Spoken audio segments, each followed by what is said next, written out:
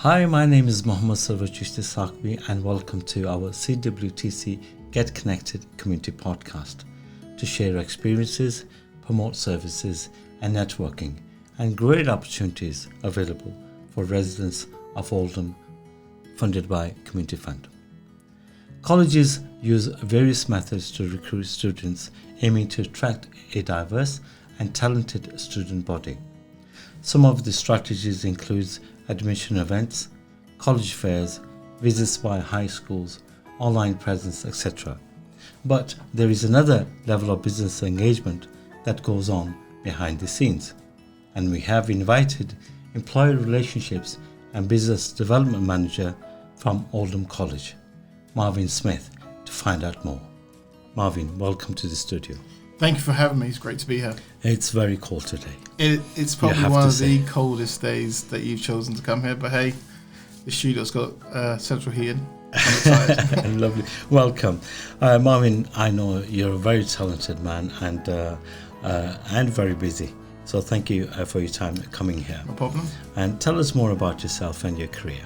Yeah, so I think my career is very much a bit of a tapestry of events, not the linear way into education. So growing up in South London, went to a secondary school in Peckham, and then went to a sixth form college, and then from that college then went on to university. Found out quite quickly that it wasn't really for me, and wanting to get into work was probably my biggest calling. It happens to a lot of people, and I can definitely testify that going into university is obviously a great way to progress into work, but it's also not the only way, depending on what industry you want to get into.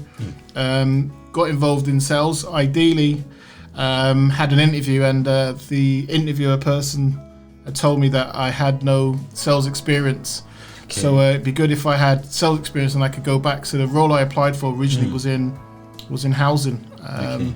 So I then got a sales job, and I never looked back. I ended up working my way up through a company, owning a franchise, and then owning a business from that, and then progressed into that.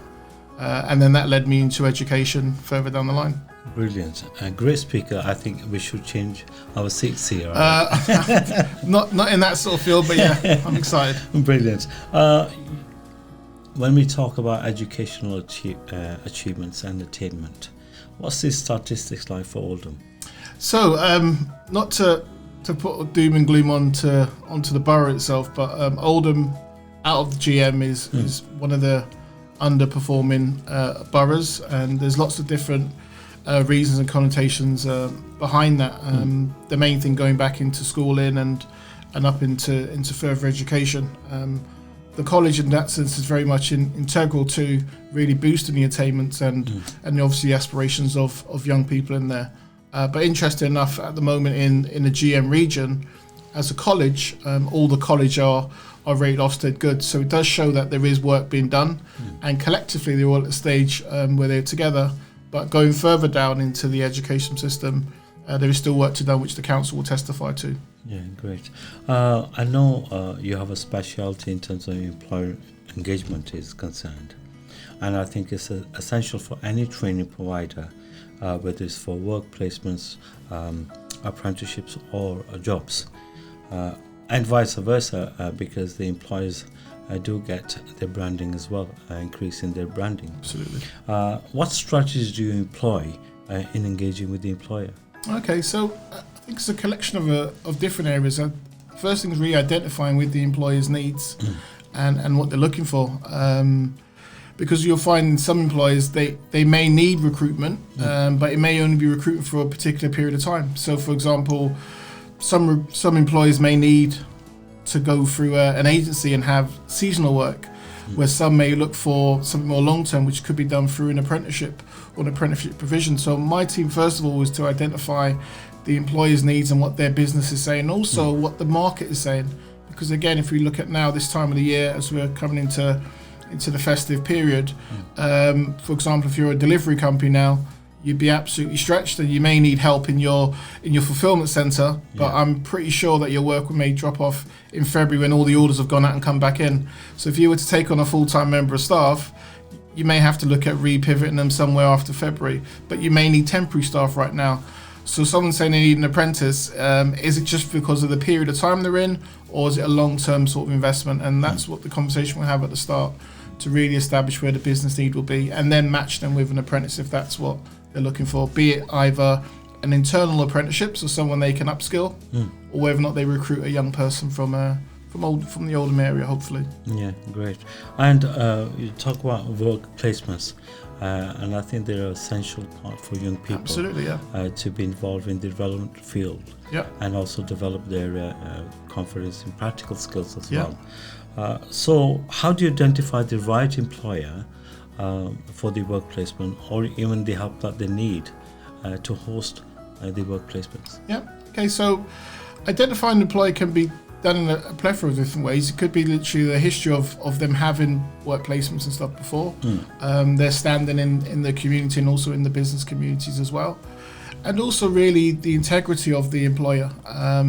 Because ideally, giving someone work experience or even a work placement, in some cases it could be someone's first ever experience of work, which then can really impact them in the future as well. Absolutely. So having that employer who is willing to put in the time and effort, and also the infrastructure, be it either mentoring or having someone to be able to refer to that young person in there, is very important. So we kind of look for those employers not only are putting their hands up to say that they want to take on a work experience, work placement, but they also have the right intentions behind it. So it isn't just a quota, it isn't a social value tick box. It's a case of we actually want to do it because we see the long-term impact of it as well. And those are the employees that we really look for. And I think that's very important. What you said is the infrastructure for the employer to have at hand. And if it's a new employer, you actually educate them and say you've got everything that the student need. And can you ensure that these systems are in place so they get the benefit as well as the investment? Just in terms of, like, for example, on a larger scale, we work with the NHS and provide work placements as well as T-level placements and other things as well. And one thing they will have in their departments is they won't put a placement in where the department is overstretched, so they'll know they need to have a certain amount of managers or wherever on place to be able to look after that to that young person. So very similar, if you had a teaching assistant apprentice, they wouldn't be in a class that was really over. They'd be in a class, so they'd be able to have a teacher be able to look after that teaching assistant per se. So again, companies generally do have that infrastructure in place, but for someone taking them on for the first time, we will provide that insight and also the overview of what's expected. Great. And that could be with the most sectors. Absolutely. Because there's so much to offer. Brilliant. Apprenticeships we talked about.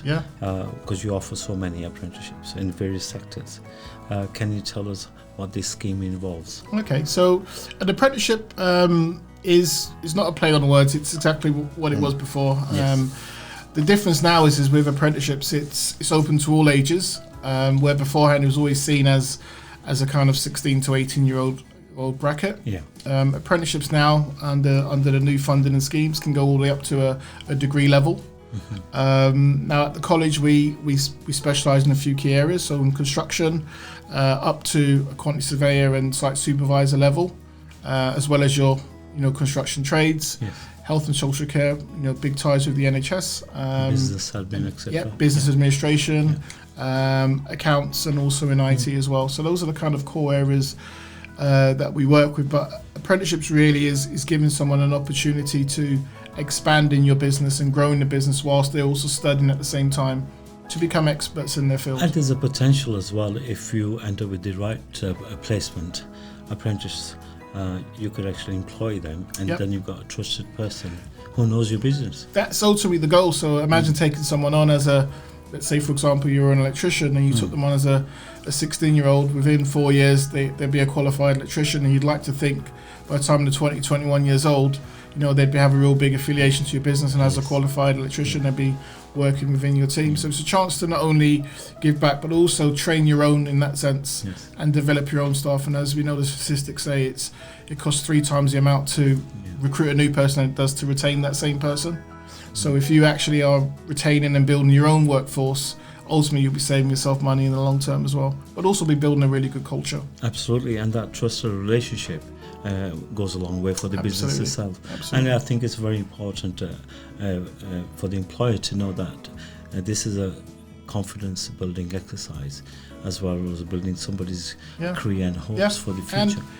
And without being super cynical, it is building their confidence, but also you're building your business, and you have a bottom line, and you have expenses, and you have bills to pay. So if you are going to be taking on that apprentice, you should be taking them on to contribute to your business and add to it, and nothing else really. And in a real kind of corporate sort of cold way, if you're bringing in the right sort of person, that's going to be an asset in the future. Of course. So not only an asset to yourself, but also an asset to themselves, as well as they'll feel like they're an asset to you as well.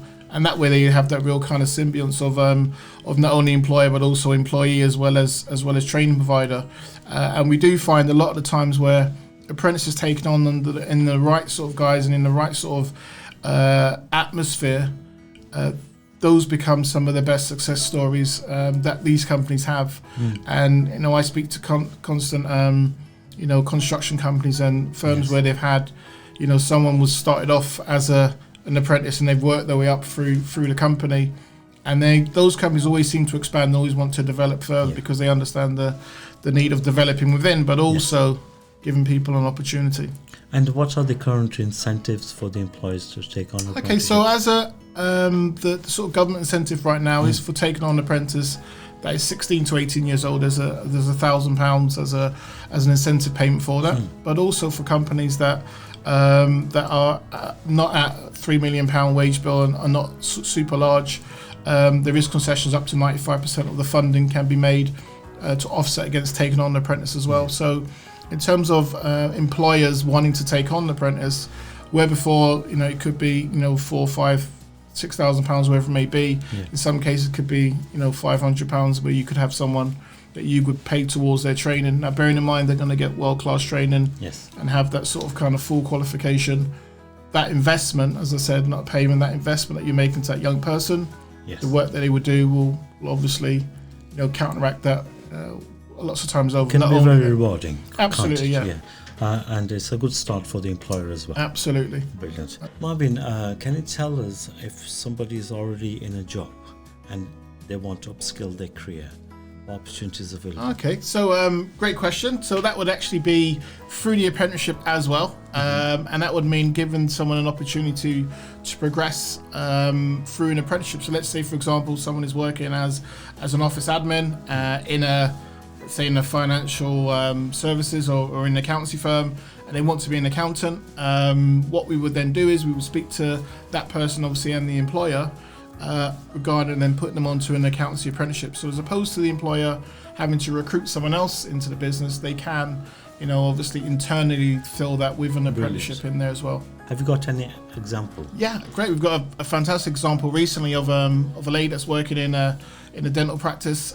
She was a receptionist in there and been working there for over 14 years, and decided to say, I really like to become a dental nurse. She'd seen it enough. She'd been around the team, met the team, knows the customers, knows the interaction. So she spoke to the dentist in there and said, I'd like to become a dental nurse. The dentist thought it was a fantastic idea. We've been in touch to speak to her about obviously that transition. And again, her role now will then change into a dental nurse. So from being an admin for 14 years to now moving over, it's a fantastic story. Now she's in her late 40s, early 50s. It shows that opportunities are there all the time. Brilliant. And I think this is a great example of staff development. Absolutely. And retaining your staff. Yeah, I mean, this is probably the best example you can have of retention of someone who's been in a role for a number of years and had aspirations to do something else, and then ask that question about the fact that apprenticeships are there and available, where it could have cost an employer lots and lots of money to do that. As an internal movement around, the costs are pretty much minimal, but at the same time the staff give back and feeling that it says to the whole of the business that not only will we listen to you, but we'll also invest in you as well, and that's done through apprenticeships at Oldham College. Brilliant. Great loyalty. Fantastic. Absolutely. There's always a commercial incentive to any business. Yes. And I know part of your position is to bring in the commercial side of things to the college. Yeah.